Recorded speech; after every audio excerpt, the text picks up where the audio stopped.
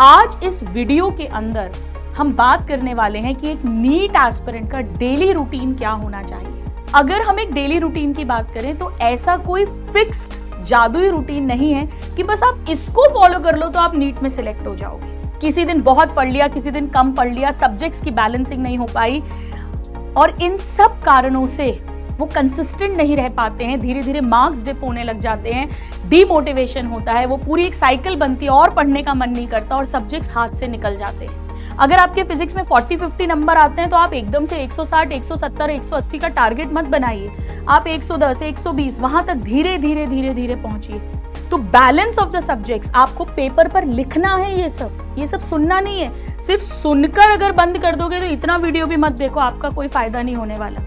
गुरु माँ हूं, ईमानदारी से बात करती हूँ, भले थोड़ी सी हार्श कठोर लगती है। हेलो मेरे सभी नादान परिंदों, दिस इज डॉक्टर आकांक्षा अग्रवाल, आपकी गुरु माँ। मैं एक MBBS MS प्रैक्टिसिंग डॉक्टर हूँ, गायनेक हूँ, इनफर्टिलिटी सुपर स्पेशलिस्ट हूँ और complete biology botany plus zoology की फैकल्टी हूँ फॉर मोर देन 10 ईयर्स। आप में से कुछ स्टूडेंट्स मुझे जानते होंगे, कुछ शायद नहीं। मेरे स्टूडेंट्स मुझे प्यार से गुरु माँ कहते हैं। आज इस वीडियो के अंदर हम बात करने वाले हैं कि एक नीट एस्पिरेंट का डेली रूटीन क्या होना चाहिए। देखिए, अगर हम एक डेली रूटीन की बात करें तो ऐसा कोई फिक्स्ड जादुई रूटीन नहीं है कि बस आप इसको फॉलो कर लो तो आप नीट में सिलेक्ट हो जाओगे और इसके अलावा आपने कुछ भी और किया तो आप सिलेक्ट नहीं होगे। तो ये कोई हार्ड एंड फास्ट रूल नहीं होता है, लेकिन एक बेस्ट डेली रूटीन कस्टमाइज करके अपने अकॉर्डिंग हम कैसे बना सकते हैं, आज इस वीडियो में मेरा जितना भी एक्सपीरियंस है, जो मैंने मेरा नीट क्लियर किया था 12th क्लास के साथ, जो मैंने MBBS की स्टडीज करी, प्री PG की प्रिपरेशन करी, एग्जाम क्लियर किया, PG करी, सालों से स्टूडेंट्स के साथ जो मेहनत की, वो निचोड़ मैं आपको देने वाली हूं। और इस टेक्निक को मैं कहती हूं आईफा टेक्निक। जी हाँ, जैसे आईफा अवार्ड्स होते हैं, ये है हमारी आईफा टेक्निक।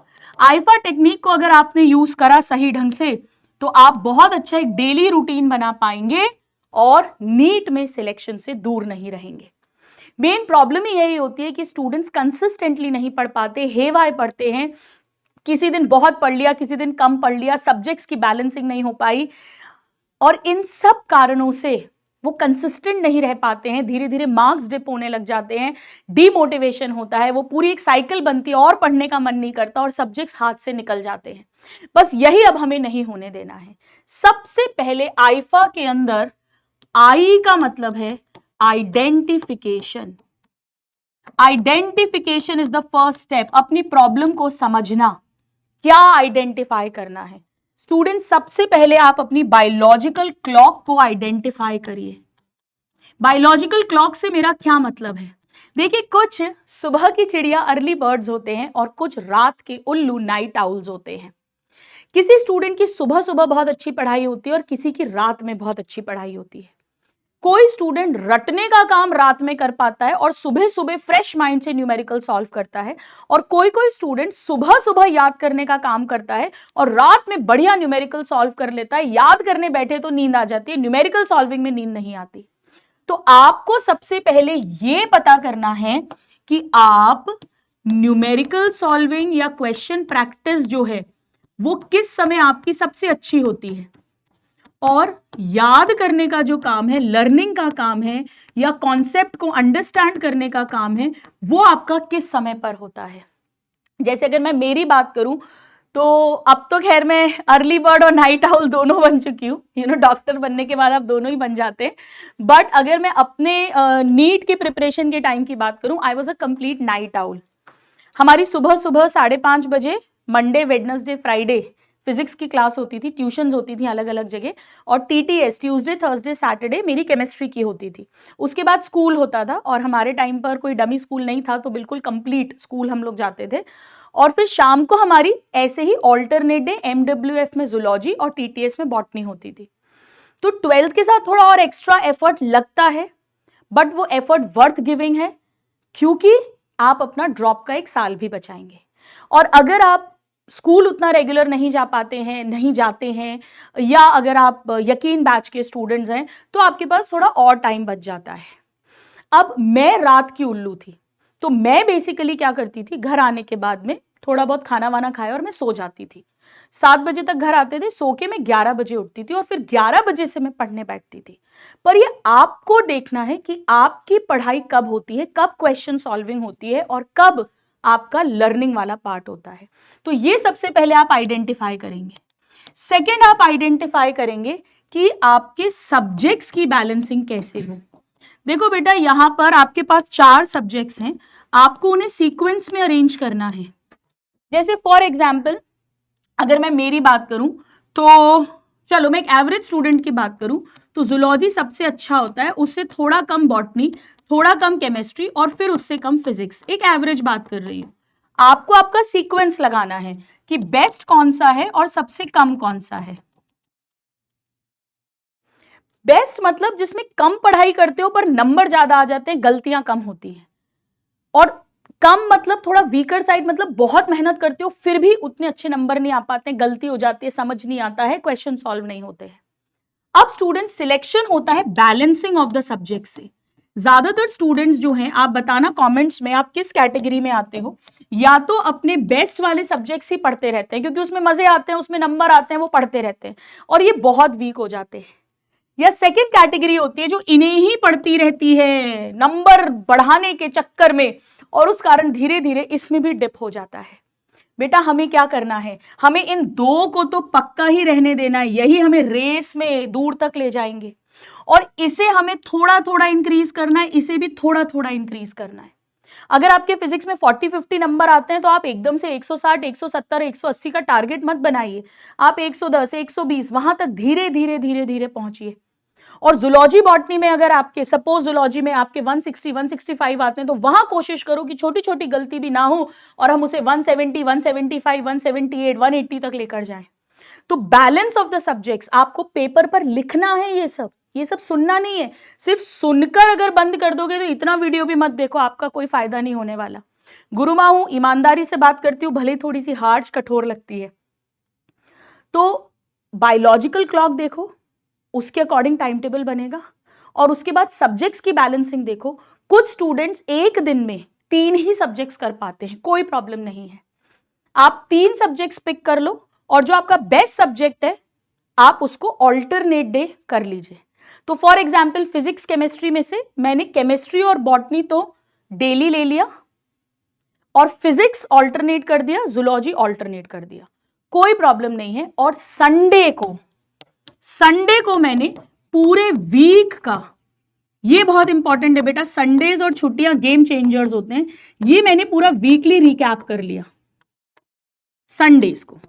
मतलब अगर मैं थोड़ा कुछ नहीं भी पढ़ पाया हूं, ट्यूसडे का कुछ थोड़ा सा छूट गया जूलॉजी का, या वेडनेसडे को जो बॉटनी में पढ़ाया था वो मुझे थोड़ा बहुत कुछ है जो अच्छे से पक्का याद नहीं हुआ, वो सारा काम मैं संडे करूंगी। जिस दिन मेरी रेगुलर क्लासेस नहीं होती हैं तो मेरे पास सेल्फ स्टडी का मोर टाइम होता है। एक बात याद रख लेना बेटा, सिलेक्शन सेल्फ स्टडी से होता है। दुनिया के बेस्ट से बेस्ट टीचर से पढ़ लीजिए, अगर आप खुद नहीं पढ़ेंगे तो आप पेपर में सॉल्व नहीं कर पाएंगे। आप हम लोगों के घर आके रह लो चाहे 24 घंटे, पर अगर आपने खुद ने नहीं पढ़ाई की ना तो सिलेक्शन नहीं होता है, ये बात आप लिख लीजिएगा। तो सबसे पहले अपनी बायोलॉजिकल क्लॉक सब्जेक्ट्स या आइडेंटिफाई करा और उसके बाद आपने अपने डिस्ट्रैक्शंस को, जहां भी आपका टाइम वेस्ट हो रहा है उसे आइडेंटिफाई करा। अब ये कुछ भी हो सकता है, ये इंस्टाग्राम हो सकता है, डिलीट मार दो, फेसबुक हो सकता है, डिलीट मार दो, डिलीट, टोटल डिलीट।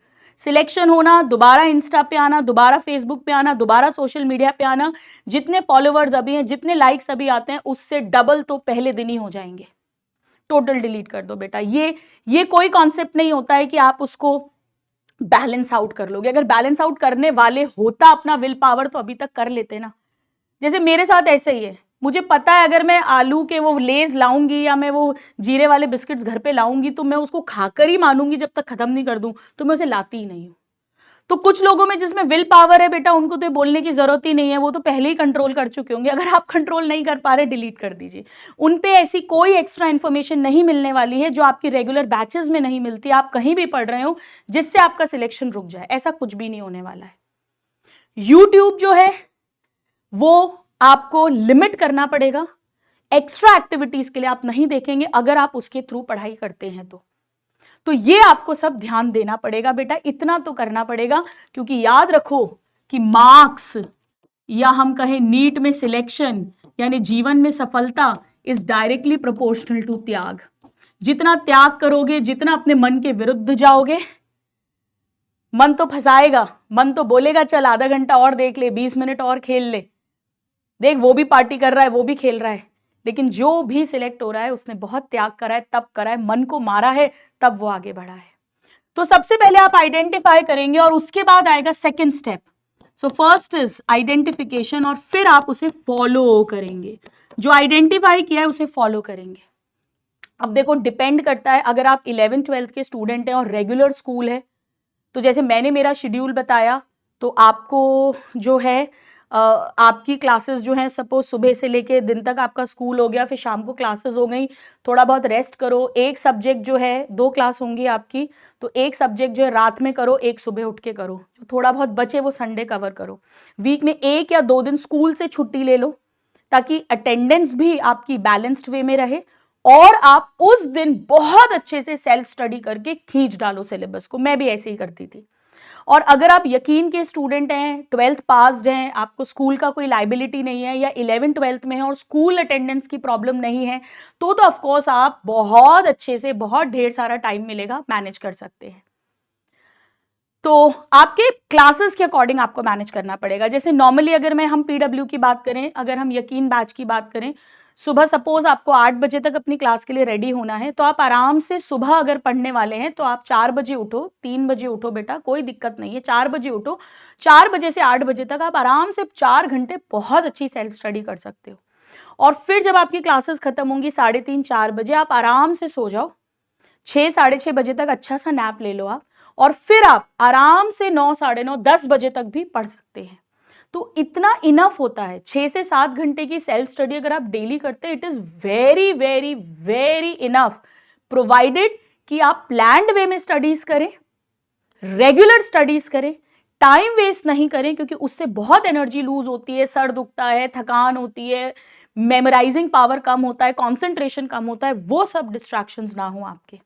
अग्री करते हो? बताना मुझे कमेंट्स में। तो अब आपको इसे फॉलो करना है। तो मैंने आपको एक शेड्यूल बता दिया है 11th के लिए भी, 12th के लिए भी, with school, without school and droppers के लिए। 11th-12th में अगर स्कूल अटेंडेंस का पंगा नहीं है तो बेटा आप ड्रॉपर की तरह, यकीन के बच्चों की तरह ही अपनी लाइफ को फिर समझिए, वैसी ही मेहनत भी करनी है आपको, रैंक्स लेकर आनी है। चलिए, तो आपने फॉलो करा, ठीक है। अब फॉलो करने में कुछ चीजें आपकी हेल्प करेंगी। जैसे मैंने आपको MCD लिस्ट बनाना सिखाया है, must do, can do, don't do list. आप चाहो तो YouTube पे सर्च कर लेना बेटा। प्लान्ड स्टडीज में हेल्प करेगी, जो बहुत इंपॉर्टेंट है। Planned studies is very important. इसके अलावा मैं हमेशा आपको बोलती हूँ नाम जप करिए, है ना, राम राम राम या राधा राधा राधा, जो भी नाम आप मानते हैं उसका जाप करिए। कम से कम 5 से 7 मिनट आपको ये जाप दिन में 2 टाइम्स करना ही करना है। इससे आपकी मेमोरी, कंसंट्रेशन इंप्रूव होगा, नेगेटिव थॉट्स कम होंगे, पॉजिटिविटी आएगी, एंथुसियाज्म आएगा, और इस समय ये बहुत जरूरी है, तभी हम लगातार इतने स्ट्रेसफुल एनवायरनमेंट में भी पढ़ पाएंगे।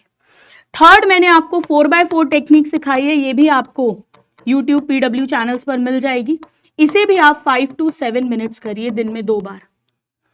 बेटा दिन में कम से कम 15 से 20 मिनट अपने को इन 2 चीजों को देने हैं, क्योंकि अब जो समय है ये बहुत स्ट्रेसफुल है, मार्क्स डिप होते हैं इस समय पर, नेगेटिविटी बहुत आती है, प्रेशर बहुत होता है, क्या होगा क्या नहीं होगा, टफ आएगा इजी आएगा, नहीं हुआ तो क्या होगा, ये सारे थॉट्स जो हैं ये हमारा समय वेस्ट करते हैं।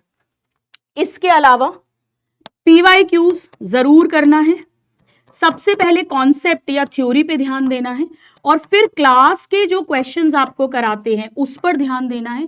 फिर अगर हो जाए तो DPP करना है, वो भी हो जाए तो फिर अदर बुक्स उठानी है।